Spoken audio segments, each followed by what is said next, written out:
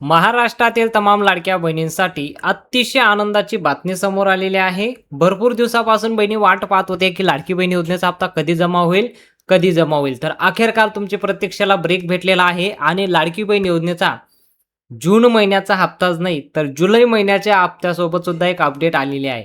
लाडक्या बहिणींना आज आहे 9 जुलै 2026। आज अतिशय गोड दिवस ठरणार आहे, कारण लाडक्या बहिणींना 1 महिन्याची रक्कम नाही तर तब्बल 2 महिन्याची रक्कम तुमच्या खात्यामध्ये जमा करायला सुरुवात होणार आहे।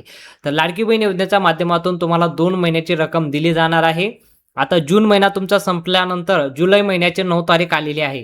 तर आता शासनाने एक निर्णय घेतलेला आहे, राज्य शासनाचा निर्णय आहे, आर्टिकल आलेला आहे। त्या आर्टिकलमध्ये स्पष्ट लिहिलेलं आहे की लाडक्या बहिणींना जून महिन्याचा आणि जुलै महिन्याचा हप्ता एकत्र जमा केला जाणार आहे। आता भरपूर बहिणींचे कमेंट यायला लागले आहे। हा आर्टिकल कालच आलेला आहे आणि आज मी तुम्हाला अपडेट देत आहे। तर आज अपडेट आल्यानंतर, काल आर्टिकल आल्यानंतर आज भरपूर बहिणींचे कमेंट आलेले आहे की सर आम्हाला जून महिन्याचा हप्ता जमा झाला, सर आम्हाला जुलै महिन्याचा हप्ता जमा झाला। जून महिन्याचे जास्तीत जास्त कमेंट आलेले आहे। जुलै महिन्याचा जो हप्ता जमा झालाय ते कमी कमेंट आलेले आहे, पण आपल्याला एक खात्री तर भेटलेली आहे की जून महिन्यासोबत जुलै महिन्याचा हप्ता देखील सुरू करण्यात आलेला आहे। तर ही आनंदाची बातमी आणि महत्त्वाची बातमी 12 जिल्ह्यांपैकी आलेली आहे। म्हणजे जेवढ्या कमेंट आपल्याला पाहायला मिळाले ते 12 जिल्ह्यांमध्ये आहेत।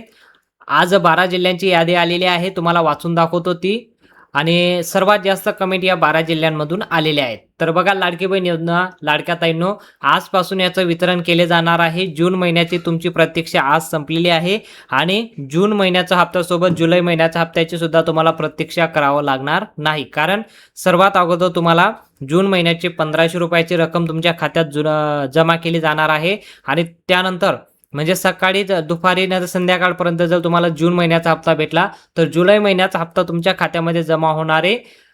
आधी 1500 रुपये जमा होतील जून महिन्याचे, त्यानंतर जुलै महिन्याचे 1500 रुपये, असं 3000 रुपयाची रक्कम तुमच्या खात्यात जमा होणार आहे।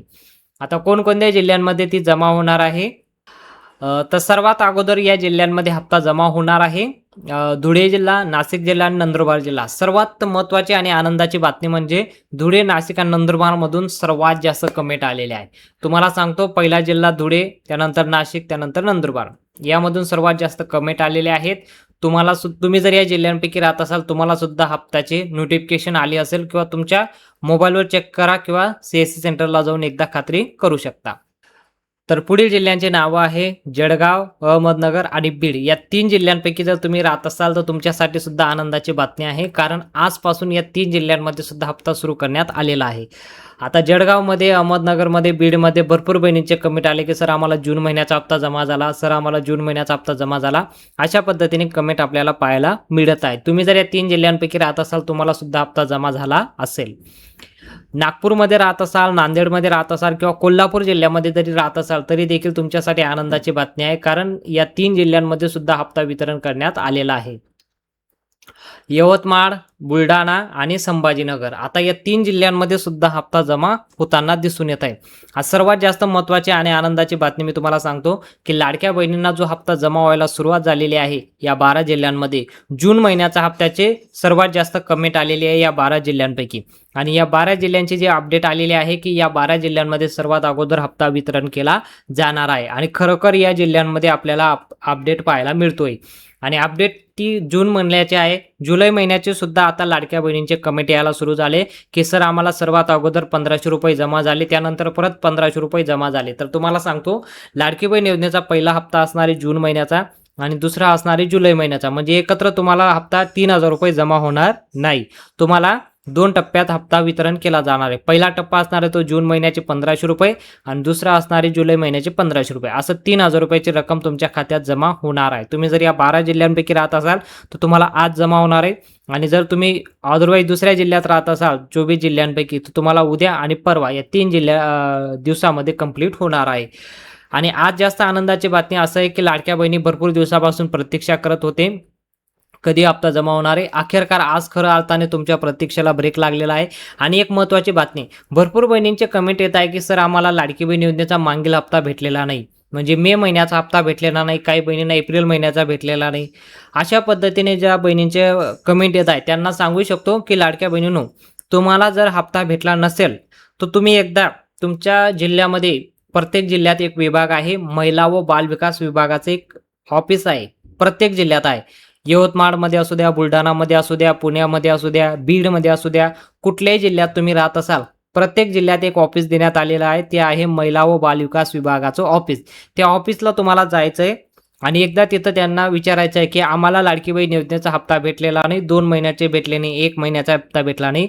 तर ते तुम्हाला सांगतील, की तुम्ही लाडकी बहीण योजनेसाठी पात्र आहात की अपात्र आहात. जर तुम्ही लाडकी बहीण योजनेसाठी अपात्र ठरले असाल तर तुम्हाला हप्ता जमा होणार नाही आणि जर तुम्ही पात्र असाल तर तुम्हाला हप्ता मागील हप्ता राहिला असेल तो सुद्धा हप्ता तुमचा जमा होणार आहे. तर ते कसं चेक करायचं त्यांना विचारायचं. जर तुम्हाला अपात्र बहिणीच्या यादीमध्ये तुमचं नाव गेलं असेल, जर ते सांगतील की तुम्ही अपात्र झाले आहात, तर आम्हाला अपात्र कशामुळे केलंय ते कारण देतील तुम्हाला. 6 कारणे आहेत. तुम्हाला माहीतच असेल 6 कारणांपैकी एक देतील तुम्हाला. तुमच्या कुटुंबामध्ये कोणी सरकारी नोकरीवर आहे हे देतील. दुसरं आहे तुमच्या कुटुंबामध्ये कोणी इन्कम टॅक्स भरत असेल. तिसरं कारण आहे तुमच्या कुटुंबाचं वार्षिक उत्पन्न 2.5 लाखाच्या वर गेलं आहे. तुमच्या कुटुंबामध्ये 4 चाकी वाहन आहे. तुमच्या नावावर शेती आहे.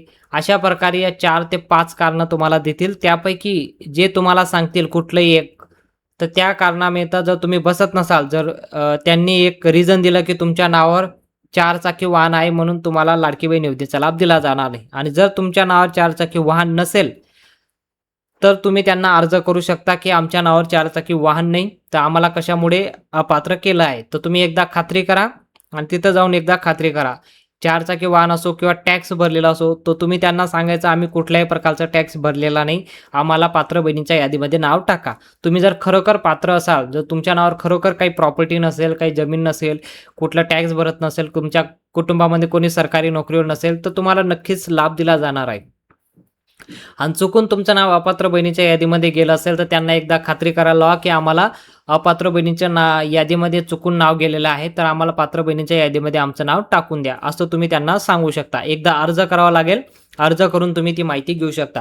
प्रत्यक्ष एकदा तुम्ही भेट द्या. या भेट देणं खूप महत्त्वाचं आहे, कारण प्रत्येक विभागामध्ये जे ऑफिस आहे तुमच्यासाठी केलेलं आहे. महिलांसाठी, लाडक्या बहिणींसाठी ऑफिस आहे आणि तुम्ही एकदा खात्री करा, एकदा चौकशी करा, कारण तुमच्यासाठी ऑफिस आहे आणि तुमचा जर लाभ बंद झाला असेल तुम्ही एकदा तिथं जाऊन चौकशी करू शकता. ही माहिती जास्तीत जास्त बहिणींपर्यंत शेअर करा, जेणेकरून सर्वांना ही माहिती पोहोचली पाहिजे.